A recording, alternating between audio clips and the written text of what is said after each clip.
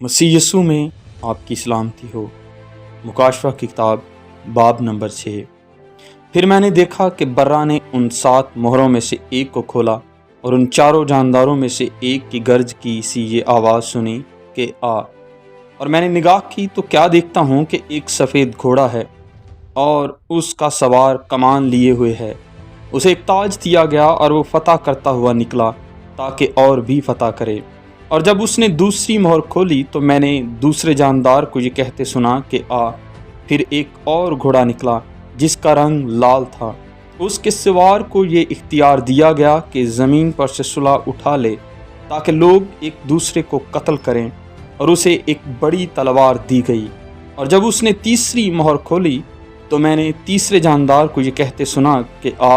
اور میں نے نگاہ کی تو کیا دیکھتا ہوں کہ ایک کالا گھوڑا ہے، اور اس کے سوار کے ہاتھ میں ایک ترازو ہے۔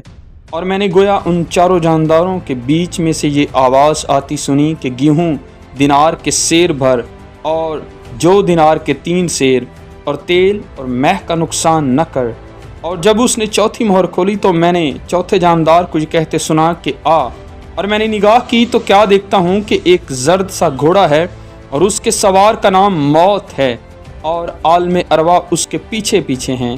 اور ان کو چوتھائی زمین پر یہ اختیار دیا گیا کہ تلوار اور کال اور وبا اور زمین کے درندوں سے لوگوں کو ہلاک کریں۔ اور جب اس نے 5ویں مہر کھولی تو میں نے قربان گاہ کے نیچے ان کی روحیں دیکھیں جو خدا کے کلام کے سبب سے اور گواہی پر قائم رہنے کے باعث مارے گئے تھے، اور وہ بڑی آواز سے چلا کر بولے کہ اے مالک، اے قدوس و برحق، تو کب تک انصاف نہ کرے گا اور زمین کے رہنے والوں سے ہمارے خون کا بدلہ نہ لے گا؟ اور ان میں سے ہر ایک کو سفید جامہ دیا گیا، اور ان سے کہا گیا کہ اور تھوڑی مدت آرام کرو، جب تک کہ تمہارے ہم خدمت اور بھائیوں کا بھی شمار پورا نہ ہو لے جو تمہاری طرح قتل ہونے والے ہیں۔